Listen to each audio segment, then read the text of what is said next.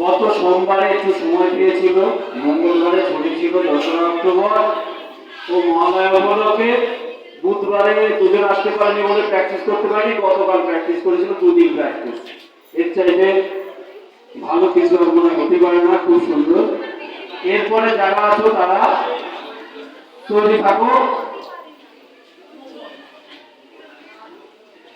বিদ্যালয়ের পক্ষ থেকে এই ছাত্র ছাত্রীদের